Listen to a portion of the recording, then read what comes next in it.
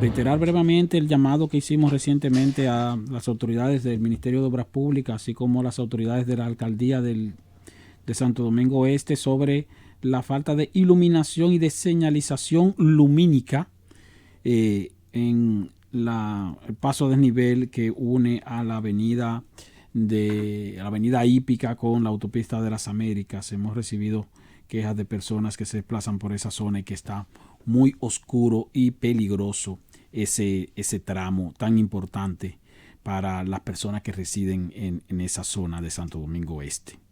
El presidente Danilo Medina acaba de emitir en este día el decreto 287-19. Ese decreto es el que crea el Comité Nacional de Seguridad Turística para diseñar las políticas estratégicas y programas para la prevención, detección, persecución y erradicación de las amenazas que atenten contra la seguridad integral de la industria turística en la República Dominicana. Esa estrategia se va a diseñar con base en el diagnóstico que había presentado el Ministerio de Turismo a propósito del decreto 47-19 que emitió el presidente Danilo Medina en el 28 de enero de este año, donde le daba un plazo de 90 días a una cantidad extraordinaria de instituciones encabezadas por el Ministerio de Turismo para crear o diseñar el Plan Nacional de Seguridad Turística.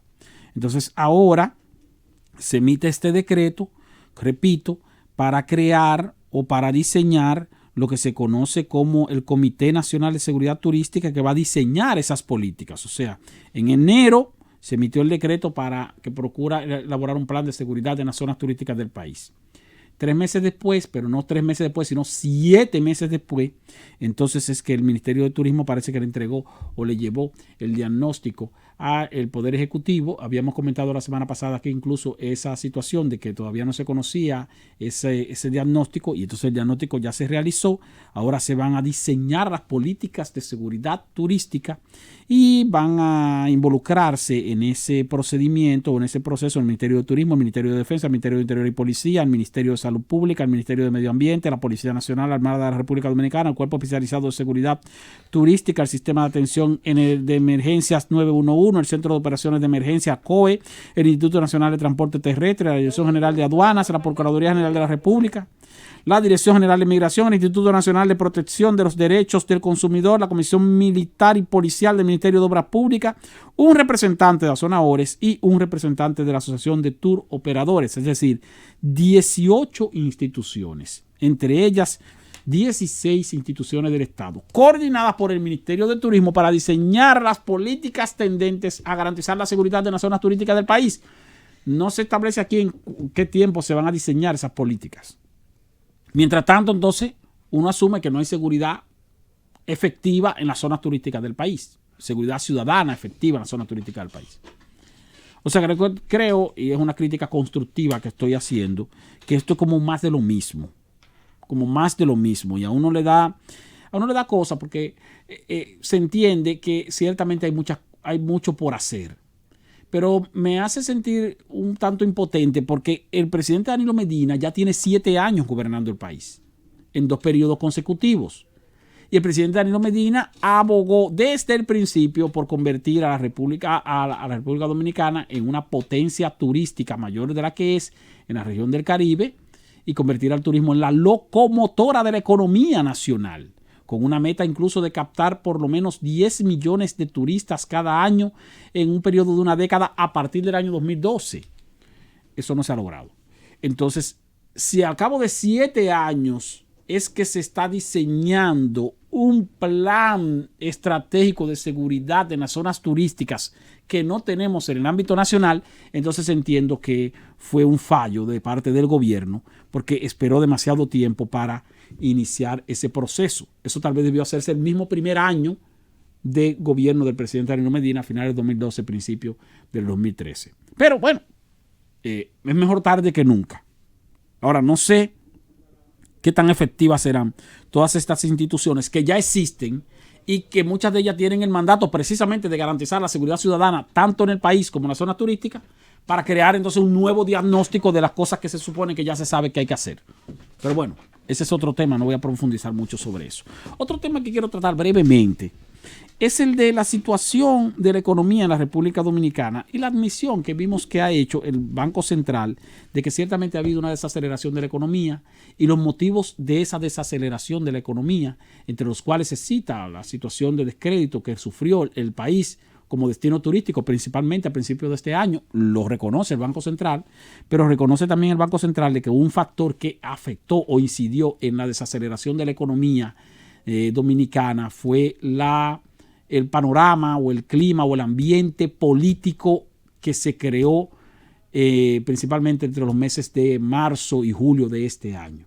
Un ambiente político que afectó a la República Dominicana en materia económica y que fue provocado precisamente por el partido de gobierno, precisamente por el gobierno de turno, precisamente por el presidente o el sector conocido como el danilismo, que es el sector del presidente Danilo Medina. Es decir, que en gran medida la desaceleración que ha sufrido la economía de la República Dominicana en los primeros meses de este año se le atribuye a la propia gestión gubernamental, no por lo que hizo, sino por lo que dejó de hacer en materia gubernamental y por lo que hizo en materia política no gubernamental que pudo haber afectado el ambiente de institucionalidad y de paz y política que se vive en la República Dominicana durante los últimos años. Bueno, por lo menos ya eso se superó. Lo que no se ha superado es lo que viene. ¿Qué es lo que viene, señores? Bueno, lo que viene es que en lo que resta de este año, este enfrentamiento político que existe en el Partido de la Liberación Dominicana a propósito de que en octubre va a haber una primaria, bueno, eso, como el presidente Danilo Medina no va a ser el candidato, no va a buscar la reelección, se asume que en este periodo va a haber un menor gasto de recursos del Estado de lo que se pudiera haber asumido si el precandidato hubiera sido el presidente Danilo Medina. Porque si un precandidato presidente, ustedes saben entonces que los recursos del Estado inevitablemente se van a utilizar. En este caso, como el precandidato presidencial del sector de Danilo Medina no es el propio Danilo Medina, entonces se asume que no hay una inversión extraordinaria de recursos del Estado en la contienda política que se vive actualmente. Ahora, va a ser diferente en las elecciones.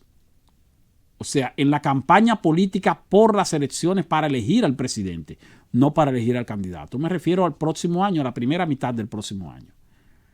Ya sea Leonel Fernández el candidato o ya sea Gonzalo Castillo el candidato por el Partido de la Liberación Dominicana, es lógico que el gobierno va a hacer un esfuerzo, o el Partido de la Liberación Dominicana desde el gobierno va a hacer un esfuerzo por mantenerse en el poder. Y va a pasar lo que siempre pasa en años electorales, que aumenta el gasto público, porque se utilizan en parte recursos del Estado para proselitismo político. Yo no estoy diciendo, ni estoy haciendo una denuncia, ni estoy diciendo nada nuevo. Para que no diga, bueno, pero Juan Delgado está diciendo una cosa que es una barbaridad. No, no es una barbaridad, eso es lo que ocurre aquí.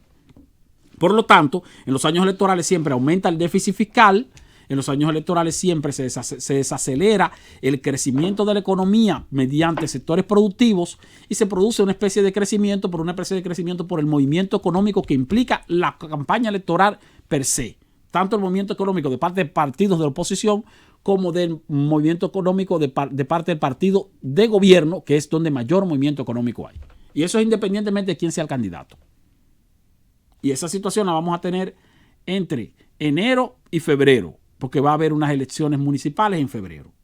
Luego la vamos a tener entre febrero y mayo, porque va a haber unas elecciones presidenciales y congresuales en mayo. Y luego pudiéramos tenerla entre mayo y junio, si es que se produce una segunda vuelta, lo cual provocaría una mayor intensidad del uso de recursos de todas partes para poder mantener o esforzarse por retener el poder en el caso del partido de gobierno. ¿Qué quiere decir eso? Que el próximo año va a ser un año prácticamente perdido en materia económica. Y estos esfuerzos que está haciendo el Banco Central para recuperar un poquito la economía este año, que se ha desacelerado, con la reducción de la tasa de interés de política monetaria, que incluso la semana pasada le rebajó nuevamente 25 puntos básicos a la tasa de interés de política monetaria, más la inyección de recursos del encaje legal también para dinamizar o incentivar la demanda de créditos de diversos sectores en el país. Pues esos esfuerzos van a tener que ser mucho mayores el próximo año. Porque el próximo año la economía se va a deteriorar más de lo que está actualmente. Y el próximo año va a haber un mayor déficit fiscal. Eso es indudable. Porque va a haber un aumento del gasto público y no necesariamente va a haber un aumento de las recaudaciones. ¿Por qué? Porque como es un año electoral, la presión o la gestión efectiva de recaudación de impuestos también baja. El gobierno tiende a no aumentar los precios de los combustibles en la proporción que debe aumentar si hay un aumento extraordinario de los precios del petróleo, porque eso puede ser una medida impopular. El gobierno tiende a ofrecer mayor servicio de electricidad, independientemente de que esto pueda aumentar el gasto, el déficit del sector eléctrico. Tal vez no sea mucho o tanto así, tomando en cuenta que la central termoeléctrica Punta Catalina va a entrar y entonces eso puede compensar. Pero aún así, se produce un aumento del gasto en materia eléctrica. El gobierno tiende también a ser más flexible con el sector empresarial en cuanto a la persecución de la evasión fiscal, porque está en un año electoral, está en campaña. Entonces eso contribuye a que las recaudaciones fiscales en un año electoral no necesariamente crezcan. A lo que se agrega el hecho de que se puede producir un aumento del gasto público, por lo tanto, puede haber un mayor déficit. Y eso también con el complemento de que para nada se va a hablar de una reforma fiscal en un año electoral.